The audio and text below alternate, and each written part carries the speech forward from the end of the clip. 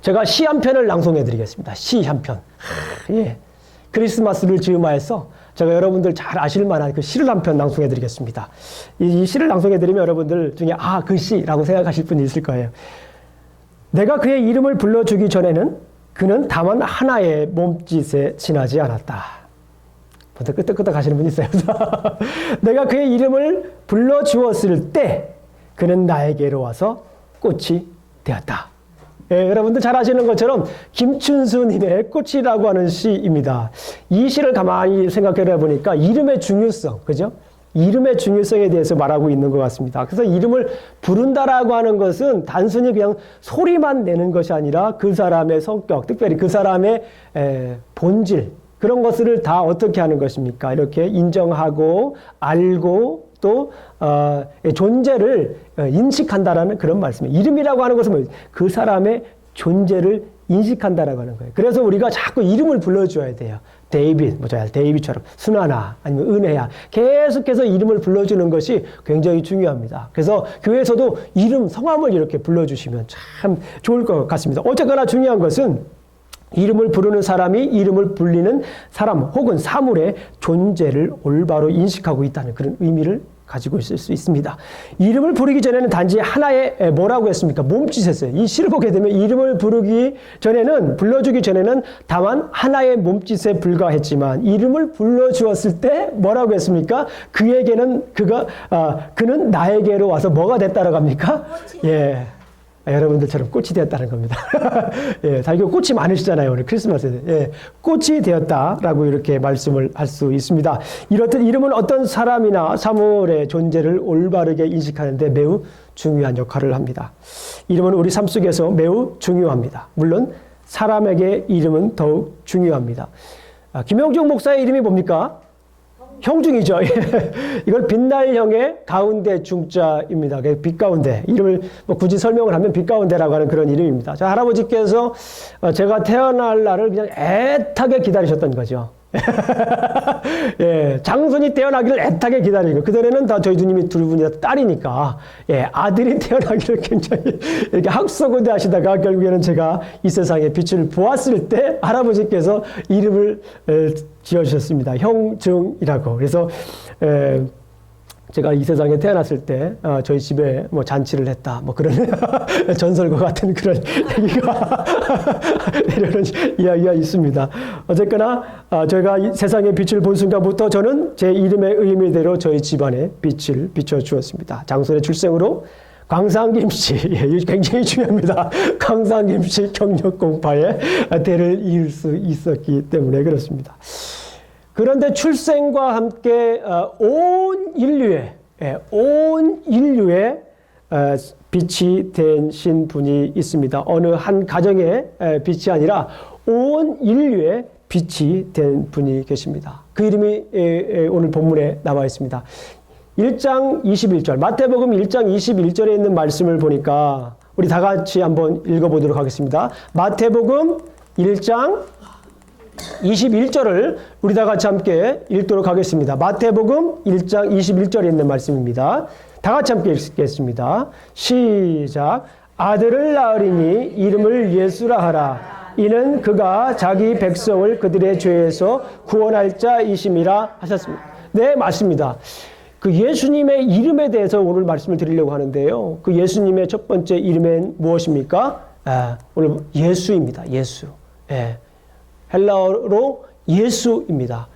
오늘 본문에 있는 말씀을 보게 되면은 이 세상에 이 백성을 그들의 죄에서 구원할 자이심이라라고 말씀을 하면서 그분이 바로 예수다라고 이렇게 말씀을 하고 있어요. 근데 여기에는 이렇게 지금 헬라어가 좀 이렇게 폰트가 깨서 그렇지만요, 헬라어 예수라고 하는 말이 나와 있어요. 근데 예수라고 하는 말 자체가 무슨 말이냐면, 예수라고 하는 말 자체가 오늘 1장 21절을 읽어서 우리가 알겠지만 무슨 뜻입니까? 이 구원자라는 뜻이에요.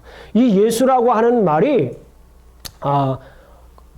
헬라어이지만 이것은 히브리어의 음역입니다. 다시 말씀을 드리면 히브리어 중에 여러분들 여호수아 알죠? 여호수아, 히브리어로 읽으면 예호수아인데 그거를 헬라어로 읽으면 뭐다? 예수다. 이렇게 읽을 수가 있는 거예요. 여호수아라고 하는 이름도 구원자라고 하는 이름입니다. 그리고 예수라고 하는 그 이름 자체도 무슨 뜻입니까? 구원자라고 하는 그런 이름입니다. 자, 그런데 이 이름이 갑자기 여기에서 튀어나온 것이 아닙니다. 여러분들 잘 아시는 것처럼 마태복음을 보게 되면 마태복음 1장을 보게 되면 가장 첫 번째 등장하는 게 뭡니까? 족보가 나와요, 족보. 그런데 그러면서 많은 분들이 마태복음 신약성경 올해 마태복음을 읽어보자. 아무래도 딱 성경을 폈는데 족보가 나오니까 아우 너무 졸려, 너무 뭐 지루해 라고 넘어가지만 여러분들 마태복음 1장을 보게 되면은 1장부터 17장까지 족보가 나와요. 그런데 이 족보라고 하는 것은 매우 중요합니다. 족보라고 하는 것은 뭡니까? 무슨 책이라고 했어요? 족보는 이름책입니다. 그죠? 이름책이에요. 그 대신에 그 이름책인 것처럼 족보를 보게 되면 뭐가 나와요? 이름이 나와요. 그런데 잘 생각을 해보세요. 그 이름에 담겨져 있는 의미가 뭡니까? 아까도 말했듯이 그 이름이라고 하는 것은 단순히 이름이라고 하는 것은 그냥 어떤 사람의 그냥 명칭에 끝나는 것이 아니라 그 사람의 뭐가 담겨져 있다고요? 본질이 담겨져 있는 겁니다. 그죠? 그 사람의 본질이 담겨져 있다. 다시 말씀을 드리면 좀 더 쉽게 드리면 그 사람의 라이프가 담겨져 있다. 그 사람의 삶이 담겨져 있다. 이렇게 볼 수가 있어요. 그래서 어떤 사람 하면 그 사람의 이름이 하나 나와 있지만 그 사람의 이름을 가만히 생각해 보면 그 사람이 살았던 삶이 그 이름 안에 담겨져 있다라는 것을 볼 수가 있어요. 그러니까 이름책이지만 그 이름을 가만히 보게 되면 그 이름 속에 있는 스토리가, 이야기가, 신앙적인 이야기가, 우리가 볼 때의 신앙적인 이야기가 다 담겨져 있다는 거예요. 그렇죠? 그러니까 결국에는 마태복음 1장부터 17장까지는 족보지만 누구부터 시작해요? 아브라함부터 시작하잖아요. 그러니까 아브라함부터 예수님이 나오기까지 이스라엘 백성들의 역사, 그죠? 이스라엘 백성들의 역사를 1절부터 17절까지 이렇게 함축적으로 간단하게 요약을 한 겁니다. 그러니까 예수님이 이 땅에 오시기까지 역사를 이렇게 정리를 해주는 거예요. 간단한 이야기지만은, 간단한 절이지만 이 절이 구약 성경을 뭐 한 겁니까? 요약한 거예요. 그렇죠. 구약 성경을 요약하는 거예요. 다시 말씀을 드리면 마태복음 앞에 나와 있는 이 족보를 통해서 구약 성경과 신약 성경이 자연스럽게 이어질 수 있도록 다리 역할을 하는 것이 그 족보입니다. 그래서 그 족보를 하나하나 풀게 되면 구약 역사가 풀리는 아주 놀라운 역사가 일어납니다. 나중에 한번 저하고 함께 하죠. 예, 저 기대됩니다. 그래서 어쨌거나 예수님의 역사적인 사건들을 이렇게 먼저 설명을 한 다음에 그 다음에 누가 나옵니까? 그 다음에 예수님이 탄생을 하는 거예요. 그러니까 구약에서 이 얘기한 모든 이야기들이, 그 족보들이, 그 이름들이 오늘 탄생할 그 아이의 이름과 관련이 있다 없다? 관련이 그냥 있는 것이 아니라 매우 많이 있다라고 하는 것을 자연적으로 보여주고 있는 것을 우리가 알아야 됩니다. 성경을 읽을 때 이렇게 좀 입체적으로 성경의 흐름을 보면서 우리가 읽을 수 있어야 됩니다. 그냥 족보는 지루한 책이 아닙니다. 예수님의, 그러니까 족보라고 하는 것은 예수님의 정체성에 대해서 얘기를 하고 있는 거예요. 예수님께서 다윗의 자손이라고 하는 것을 아주 명백하게 보여주고 있을 뿐만 아니라 예수님은 구약 백성들이 그렇게 기다리고 있던 바로 그 메시아라고 하는 것을 거기에서 집중적으로 보여주고 있는 것을 우리가 볼 수가 있는 것입니다. 아멘? 그래서 결국에는 이 족보를 통해서 보여주고자 하는 것이 뭡니까? 예수님이라고 하는 것은 바로 예언된, 준비된 구원자라고 하는 것을 보여주고 있는 것인 줄로 믿습니다. 우리가 잘 읽어보셨던 것처럼 1장 21절에 있는 말씀을 보게 되면 그 이름이 무엇입니까? 이 아이의 이름을 예수라 하라. 그래서 그 예수는 뭡니까? 구원자이다라고 말씀을 하는 거예요. 자, 구약시대의 구약시대의 죄를 씻기 위해서는 어떻게 해야 합니까? 구약시대에는 뭐를 잡아야 돼요? 제사를 드려서 동물을 잡아야 됩니다. 자기 형편에 따라서 산비둘기, 집비둘기, 어떤 사람은 큰 소, 동물 큰 거를 가지고 와서 잡아가지고 피를 흘려가지고 그 피로 닦으면은 제사를 드리면 이제 내 죄가 어떻게 됩니까? 씻어집니다. 그래서 그거를 대속이라고 해요. 그렇잖아요? 그런데 신약성경에 오게 되면 어떻게 됩니까? 신약성경은 누구의 피를 통해서 구원받습니까? 예수 그리스도. 그래서 예수님이 십자가에 못 박혀 돌아가실 수밖에 없는 거예요. 구약성경에 흘렸던 그 피와 함께 이제 신약성경에서는 예수님이 십자가에 못 박혀 돌아가심으로 피를 흘리시면서 구약시대 사람들이 피를 흘려서 죄를 씻던 그런 것들을 그대로 이어서 예수님께서는 이제 십자가에 못 박혀 돌아가셔서 피를 흘리심으로 어떻게 됩니까? 우리의 모든 죄를 씻어주시는 거예요. 그런데 구약 성경에서는 계속해서 죄를 질 때마다 가지고 가는 거예요. 제사를 드리고 번제, 소제, 화목제, 속건제, 속죄제 이 5가지 죄를 드리잖아요. 그런데 신약 성경에서는 예수님이 십자가에 못 박혀 돌아가심으로 더 이상 우리가 죄를 지을 때마다 동물을 잡아서 번제를 희생제사를 드릴 필요가 없는 거예요. 히브리서에 보게 되면 단번에 영원한 제사를 드렸다라고 말씀을 하시는 거예요. 로마서 5장 8절에 있는 말씀을 보게 되면 우리가 아직 죄인됐을 때 그리스도께서 우리를 위하여 죽으심으로 하나님께 우리에 대한 자기의 사랑을 확증하셨느니라. 우리는 예수 그리스도를 통하여서 죄를 씻을 수가 있는 거예요. 그 어떤 것으로 죄를 씻을 수 있는 것이 아니라 예수 그리스도를 통하여서 예수 그리스도를 믿음으로 말미암아서 우리의 죄가 씻어지는 것입니다. 인도에 있는 선교사님으로부터 편지가 왔어요. 2012년도에 편지가 왔습니다. 이 선교사님은 인도 선교사님이에요. 겐지즈 강가, 여러분 잘 아시는 겐지즈 강가에서 이렇게 거닐고 있는 데에 어떤 통곡을 하는 여인을 발견합니다. 너무나도 막 애절하고 막 처절하게 눈물을 흘리면서 이 선교사가 너무나도 안타까워서 그 여인에게 다가가서 물어봅니다. 여인과 대화를 나눕니다. 선교사님께서 얼마 지나지 않아서 이 여인이 울게 되는 그 이유를 알게 됐어요. 그 이유가 뭐냐면 자기의 지은 죄가 너무나도 커서 자기의 첫 번째 딸을 그 겐지즈 강가에 제물로 바쳤다라는 거예요. 아직도 현대에도 그런 일들이 일어나고 있어요. 네. 그래서 그 여인이 거기에서 그렇게 통곡하며 울기는 거예요. 자기 죄를 씻긴 씻었지만은 자기의 딸을 바쳤다라는 거예요. 아직도 그런 부분이 있습니다. 그래서 이 선교사님이 복음을 설명하는 거예요. 우리는 더 이상 다른 제물을 드려서 우리의 죄를 씻을 수 있는 것이 아니다. 예수 그리스도를 통하여서 예수 그리스도를 믿음으로 말미암아 예수 그리스도를 통하여 예수 그리스도를 믿기만 하면 그 믿음으로 말미암아서 우리의 죄가 씻어지는다라고 이제 선포하게 되는 거예요. 그 여인은 다시 한번 또 통곡을 하는 것이요. 내가 이 복음의 메시지를 알았다라면 누구를 바칠 필요가 없는 거예요.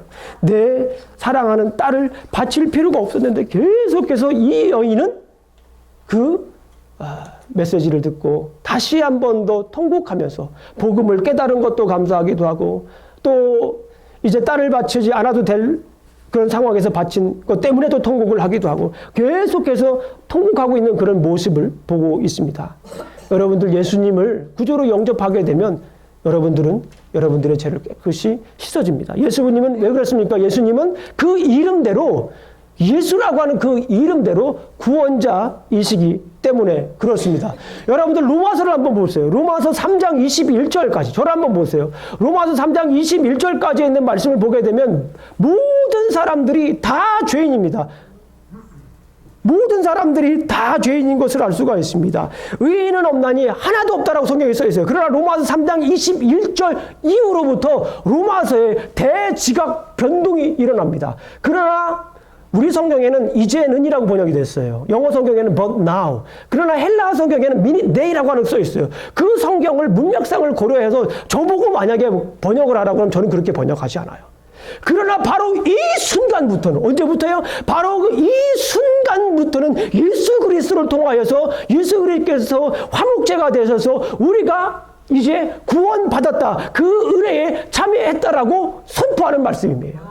믿음으로 말미암아서 우리가 구원받았다라고 하는 것입니다. 3장 21절 이후로 예수 그리스도를 통하여서 우리는 죄 가운데 해방되었다라고 하는 것을 선포하고 있는 거예요. 그리고서 로마서 4장을 보게 되면 아브라함의 예를 듭니다. 아브라함의 예를 들어요. 아브라함이 믿음으로 말미암아서 믿음의 조상이 되었지 않았느냐.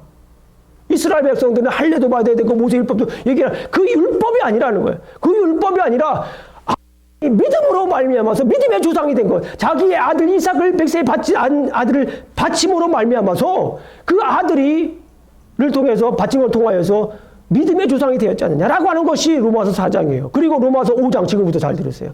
로마서 5장 하나님의 진노로부터 예수 그리스도를 통해서 하나님의 진노로부터 해방되었다라는 것이 로마서 5장이에요. 로마서 6장은 뭡니까? 우리가 죄로부터 해방됐다라는 것이 로마서 6장에 있는 말씀이에요. 로마서 7장에 있는 말씀이에요. 율법으로부터 우리가 해방되었다라는 것이 로마서 7장에 있는 말씀이에요. 그리고 로마서 8장 사망으로부터 우리가 해방되었다라고 말씀하는 것이 로마서의 선포입니다. 로마서에서 울려 퍼지는 구원에 관한 심판이로 울려 퍼지는 그런 메시지인 것이에요. 누구를 통해서? 예수 그리스도를 통해서 우리는 죄 가운데 해방된 줄로 믿습니다. 그리고 로마서 8장 35절에 있는 말씀을 보게 되면 그래요. 누가 우리를 그리스도의 사랑에서 끊으리요? 환난이나 곤고나 핍박이나 위험이나 적신이나 칼이랴. 그 어떤 것도 그리스도의 사랑에서 끊을 수 있겠는 것이 무엇이냐? 내가 확신하는 이 높음이나 기쁨이나 천사나 다른 어떤 것들이라도 기쁨이나 낮음이나 장래일이나 현재일이나 그 어떤 것도 그리스도 안에 있는 하나님의 사랑에서 끊을 것이 없다라고 선포하는 것이 바로 로마서에 있는 말씀이에요. 누굽니까? 예수 그리스도. 예수 그리스도를 통하여서 우리는 구원받을 수 있습니다. 예수 그리스도 통하여서 우리는 죄 가운데 해방될 수가 있어요. 예수 그리스도 통하여서 우리는 율법 가운데서 해방되는 것입니다. 목사로서 많은 사람들을 만나요. 아직도 죄 가운데 율법 가운데에 그 darkness, 심리학적인 용어는 shadow, darkness라고 해요. 그 어두움 때문에 이것은 이 죄의 모습은 여러 가지로 나타나는데 특별히 현대인들에게 이 상처라고 하는 말로 나타나요. 어떤 말로 나타난다고요? 상처. 이게 심리학적 용어로 섀도우예요. 섀도우. 우리 성경에 나와 있는 말로는 darkness, 어둠의 세력, 죄. 아직도 그렇게 이 과거의 상처 때문에 힘들고 어려워하는 사람들이 있어요. 과거에 받은 상처 때문에 힘들고 어려워하면서 자기만 힘들고 어려워하는 것도 참 힘들고 어려운데 웃으시는 거 보니까 옆에 있는 분들도 그렇게 힘들게 하시잖아요. 옆에 있는 분들도. 예. 마치 이런 거와 마찬가지예요. 어렸을 때 너무 힘들게 살았어요. 상처가 많아서 울고 있어 자랐어요. 누구와 만나는 것이 너무 힘들어요. 스스로 벽을 치고 살았어요. 벽을 치고 살았습니다. 누가 들어오면 공격하려고. 나를 건드리지 못하게. 그런데 좀 더 크니까 아주 멋있는 남자가 있는 거예요. 멋있는 게 어떤 게 멋있는가요? 그 사람은 벽을 치질 않아요.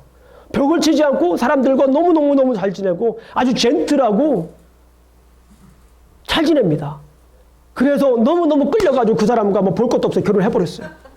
결혼을 해버렸는데 나중에 보니까 그 사람도 벽을 치고 사는 사람이었어요. 근데 그 벽을 가리기 위해서 그렇게 위장하며 살았던 거예요. 그런 분들이 한둘인 줄 아십니까? 내려놓으세요. 여러분들이 가지고 있는 이 다크니스, 섀도우가 있어요. 상담한다고 해결되는 겁니까? 상담한다고 해결되는 게 아니에요. 예수 그리스도 앞에 나아가십시오. 그런 어두움과 그런 아픔과 그런 상처가 있다면 조용히 골방에 가서 주님을 부르시면서 구원자이신 주님 앞에 나아가십시오. 주님께서 여러분들의 죄를, 여러분들의 어둠을 뭐 하십니까? 다 해방시킨 줄로 믿습니다. 아멘? 그랬을 때 어떤 분들은 하루 종일 오신 분도 계세요. 하루 종일 오신 분도 계세요. 그런 분도 제가 봤어요. 주님 앞에 매달리니까 주님께서 그분에게 뭐를 보여주십니까? 빛을 보여주시는 거예요. 나는 I am the light. 이 세상을 하나님께서 이 세상을 빛으로 만드셨잖아요. 그 어둠 가운데 살았던 사람 예수님을 만나니까 온통 빛으로 변하는 거예요. 수만 년 동안 동굴이었던 어둠일지라도 빛 들고 가면 금방 밝아지잖아요. 예수 그리스도를 만나면 여러분들의 삶이 완전히 바뀌시는 줄로 믿습니다. 아멘. 주님 앞에 나가십시오. 그 주님은 바로 구원자이십니다. 아멘. 그리스도 안에 있는 사랑에서 끊을 수 없습니다. 그 어떤 것도 끊을 수 없습니다. 사랑하는 성도 여러분, 우리 예수님의 이름의 뜻이 무엇입니까? 구원자입니다. 그래서 우리 예수님께서 나는 길이요 진리요 생명이니 나로 말미암지 않고는 아버지께로 올 자가 없다라고 말씀하셨습니다. 여러분들 잘 아시는 것처럼 우리가 예수님을 믿으면 예수 그리스도를 통하여서 우리가 해방되는 것뿐만 아니라 더 큰 상급이 있습니다. 그 상급이 무엇입니까? 영원한 생명입니다. 우리가 잘 아는 것처럼 요한복음 3장 16절. 여러분들 이 말씀 너무나도 귀한 말씀이에요. 하나님이 세상을 이처럼 사랑하사 독생자를 주셨으니 이는 저를 믿는 자마다 멸망치 않고 영생을 얻게 하려 하십니다. 아멘. 아멘. 예수님을 믿게 되면 우리가 영생을 누릴 수 있어요. 지금 이 세상 살다가 우리 사랑하는 남편이 정말 그런 일이 없으면 좋겠지만 사랑하는 딸이 먼저 갈 수도 있는 거 아닙니까? 안 그래요? 그런 일이 없기를 저는 항상 기도해요, 여러분들 위해서. 그러나 그런 일이 있을 수도 있다는 거예요. 그런 아픔을 가지고 사는 사람 중에 제가 한 명입니다. 그렇잖아요. 그러나 우리에게는 무엇에서 하는 소망이 있습니까? 영생에 관한 소망이 있어요. 우리에게는 여기에서 상이 끝나는 게 아닙니다. 우리가 이 세상에서 여기서 육체가 끝난다고 하면은 예수님 다시 이 땅에 오시면 우리가 다 이제 그때 부활합니다. 그러면서 그 땅에 가서 그 하늘에 가서 우리가 영원한 생명을 누리며 살게 되는 것입니다. 우리가 그 소망을 갖게 돼요. 예수님을 우리를 구주로 영접을 하게 되면 우리가 그런 소망을 갖고 사는 줄로 믿습니다. 이 생의 삶도 너무 중요하지만 우리가 나중에 가서 나중에 가서 살아야 할 그 삶도 너무나 중요한 것입니다. 하나님이 세상을 이처럼 사랑하사 독생자를 주셨으니 이는 저를 믿는 자마다 멸망치 않고 영생을 얻게 하려 하십니다. 아멘. 뿐만 아니라 마태복음 1장 23절을 보게 되면 천사는 우리에게 다른 이름을 지어줍니다. 자, 마태복음 1장 23절에 있는 말씀을 우리 함께 읽어보도록 하겠습니다. 마태복음 1장 23절입니다. 보라, 처녀가 잉태하여 아들을 낳을 것이요 그의 이름은 무엇이다? 임마누엘이다. 예. 예수님의 이름 또 하나가 나왔습니다. 임마누엘이랍니다. 자, 임마누엘이라고 한 뜻이 무슨 뜻입니까? 옆에 보니까 God is with us. 그 히브리어를 보게 되면 임이라고 하는 것은 with라고 하는 뜻이에요. 그 다음에 누라고 하는 것은 뭐냐면 누라고 하는 것은 us라고 하는 거예요. 우리. 그 다음에 우리가 잘 아는 것처럼 L은 무슨 뜻입니까? 하나님. 그러니까 하나님께서 우리와 함께 하신다라고 하는 것이 임마누엘이라고 하는 것을 우리가 알 수 있습니다. 이것은 마치 예수님의 호라고도 할 수 있어요. 호. 그죠? 우리 다산 적양교 가면, 적양교 다산이 호지 않습니까? 그러니까 예수님의 이름에는 항상 이렇게 뭐 하는 거예요? 따라다니는 거예요. 자, 보니까 호라고 하는 것은 뭐예요? 그 사람이 이렇게 일생을 살면서, 이렇게 살았구나라고 해서 붙여주는 거잖아요. 그런데 보니까 오늘 탄생에서부터 나오지만 정말 예수님은 어떻습니까? 삶을 보니까, 이스라엘 백성들의 삶을 보니까, 유대인들의 삶을 보니까, 그리고 우리의 삶을 이렇게 돌아보니까 예수님은 어떻게 하셨어요? 우리를 구원하셨을 뿐만 아니라 어떻게 하셨습니까? 시시때때로 예수님은 우리와 어떻게 하신다? 함께 하셨습니다. 이게 예수님이에요. 예수님에 대해서 우리가 여러 가지 생각할 수가 있습니다. 그러나 딱 두 가지만 생각하는 것이 좋습니다. 좋을 것 같아요. 뭐예요? 예수님의 이름을 한번 생각해 보세요. 예수님은 뭐 하는 거다? 구원자라는 뜻입니다. 임마누엘은 무엇입니까? 함께 하셔. 그러니까 뭐예요? 구원하신 하나님은 구원 뒤에 우리를 내팽개두신 하나님이 아니라 구원했으니까 네가 언제 이제 자수성가 해야지. 나이 좀 되고 이제 성년도 됐는데 이제 뭐 한두 살 먹은 어린애도 아니고 내가 언제까지 너 지체거려? 라고 하는 게 아니라는 거예요. 예수님을 믿은 후에 우리가 예수님을 구주로 영접한 예수님 우리를 구원하신 다음에 예수님은 시시때때로 우리와 늘 언제나 함께 하시는 줄로 믿습니다. 마태복음 우리가 아까 살펴보았잖아요. 마태복음의 집을 보게 되면 어떻다고 그랬습니까? 지붕은 뭐예요? 킹. 마태복음은 king, 왕 대신 예수님에 대해서 줄기차게 설명하는 게 마태복음입니다. 그래서 마태복음의 지붕이 있고 마태복음의 집에는 두 기둥이 있다고 했습니다. 1장 25절에 기둥이 있는데 그 기둥이 뭡니까? 임마누엘. 그리고 맨 마지막에 마태복음 28장 19절부터 20절까지 있는 말씀 중에서 맨 마지막 뒤에 있는 그 이야기도 뭡니까? 임마누엘. 그러므로 너희는 가서 모든 족속을 제자로 삼아 아버지와 아들과 성령의 이름으로 침례를 주고 내가 너희에게 모든 것을 가르쳐 지키게 하라. 보라, 내가 세상 끝날까지 너희와 항상 함께 있으리라. 아멘? 아멘. 예수님의 이름, 예수님이 탄생하면서 그 아들의 이름을 예수라라고 하고 23절에 보니까 임마누엘이라 했습니다. 그리고 1장 처음 시작할 때도 그랬고 맨 마지막에도 예수님이 부활승천하셔서 하늘나라로 돌아 올라가셨을 때도 거기에도 예수님께 우리에게 마지막으로 유언처럼 하시는 말씀이 무엇입니까? 내가 너희와 함께 하겠다. 그러니까 그 마태복음을 보니까 그 1장부터 28장까지 줄기차게 나오는 말씀이 뭡니까?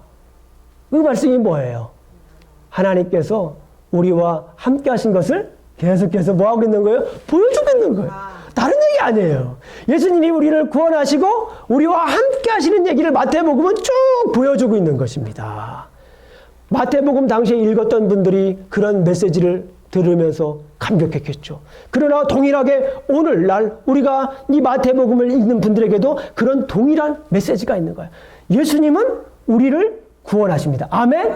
예수님은 우리를 구원하셨습니다. 아멘. 그리고 구원하셨을 뿐만 아니라 우리가 어떤 상황이든지 우리와 함께 하시는 줄로 믿습니다. 여호수아 1장에 보면 여러분들 너무나 잘 아시는 말씀이 있어요. 우리가 지금 계속 성경 전체 큰 그림을 가지고 공부하고 있지만 이제 모세오경 끝나고 신명기에서 여호수아로 가는데 이제 리더십이 바뀝니다. 예, 모세가 죽고 이제 여호수아라고 하는 젊은 청년이 영 리더가 나타납니다. 근데 이 영 리더는 가만히 보니까 모세가 어떻게 이스라엘 백성들을 이끌었고 또 이스라엘 백성들이 모세에게 어떻게 대했는지 너무나도 잘 알아요. 이스라엘 백성들의 별명이 뭐라고 했어요? 컴플레인. 울퉁불퉁 시도 때도 없이 그냥 시간만 조금 틈만 남은 그 컴플레인 하네. 가나안 땅 거의 다 왔는데도 막 다시 돌아가겠다고 컴플레인 하는 게 이스라엘 백성들인 거예요. 예. 그래가지고 그 모습을 본 여호수아가 너무 힘들었을 것 같아요. 제가 볼 때는 못 간다고요. 어떻게 데려갑니까? 그럴 때에 하나님께서 모세 여호수아에게 얘기한 겁니다. 네가 걷는 땅을, 네가 밟는 그 땅을 네가 차지할 것이다. 내가 너와 함께하겠다. 아멘. 내가 너와 함께하겠다. 그곳에 가도 내가 너와 함께했다. 이 말이에요. 계속해서 하는 말씀입니다.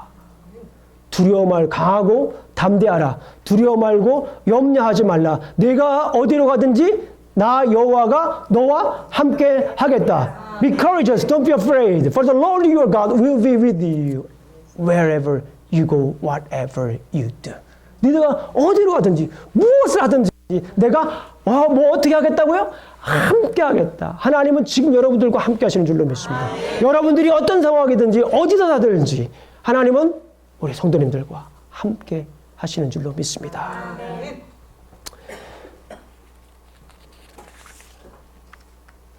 사랑하는 우리 성도 여러분, 예수님께서 탄생하신 크리스마스에는 그 어느 때보다 임마누엘 예수님의 이름을 부를 때입니다. 그리고 우리의 상황이 어떠하든지 예수님의 이름을 부르십시오. 임마누엘 예수. 아멘. 예수님의 이름을 간절히 부르십시오. 주님 대신 예수님은 우리를 구원하시고 언제나 함께 하십니다. 아멘. 자, 오늘 한번 여러분들하고 연습을 한번 해보겠습니다. 굉장히 어려운 거 잘 못해요. 쉬운 것 같지만. 제가 임마누엘 하면 여러분들은 예수 하는 거예요. 제가 예수 하면 여러분들은 임마누엘 하는 거예요. 자, 이해 안 가신 분들. 이거 쉬운 것 같지만 잘 못하셔요. 네, 한번 해보겠습니다. 준비됐습니까? 네. 자, 임마누엘. 예수. 예수. 임마누엘. 아이고, 저희 교회 성도님들은 수준이 높아요. 이렇게. 잘 하시는 거 봐요. 네, 항상 틀려가지고 다시 설명하거든요. 다시 한번 해보겠습니다. 예수. 임마누엘. 임마누엘. 예수. 예수님은 우리와 함께 하셔서 우리를 늘 도와주십니다. 구원자 대신 예수님은 우리와 함께 하셔서 우리를 늘 도와주십니다. 이것이 바로 오늘 메시지입니다. 예수님은 우리를 구원하시고 늘 함께 하시는 분입니다. Jesus saved us and then is always with us. 제가 시작할 때 시로 시작했습니다. 네, 끝날 때도 시로 한번 마치겠습니다. 제가 시를 좋아해요. 그렇게 안 생긴 것 같지만 시를 참 좋아합니다. 예, 그 용혜원 우리 작가분의 그 시입니다. 그분이 예수 그 이름이라고 하는 그 시를 썼어요. 이 시를 읽으면서 오늘 메시지를 마치도록 하겠습니다. 나에겐 불러도 좋은 이름 하나 있습니다. 가슴에 새겨두고 영원히 못 잊을 이름 하나 있습니다. 나에겐 외쳐도 좋을 이름 하나 있습니다. 그 누구에게도 자랑하여도 좋을 멋진 이름 하나 있습니다. 나를 사랑하시고 나를 구원하시고 나를 인도하시는 이 나의 주님 되시는 예수 그 이름입니다. 기도하시겠습니다. 하나님 아버지 감사합니다. 오늘 우리가 또 이렇게 예수님의 이름의 뜻을 살펴보면서 그 이름에 담겨져 있는 비밀들을 우리가 한번 살펴보았습니다. 맞습니다. 예수님, 당신은 오직 이 세상에 한 분뿐이신 구원자이십니다. 그리고 우리와 함께 하셔서 우리를 돌봐주시는 분인 줄로 믿습니다. 도와주시옵소서. 예수님 이름으로 기도합니다. 아멘.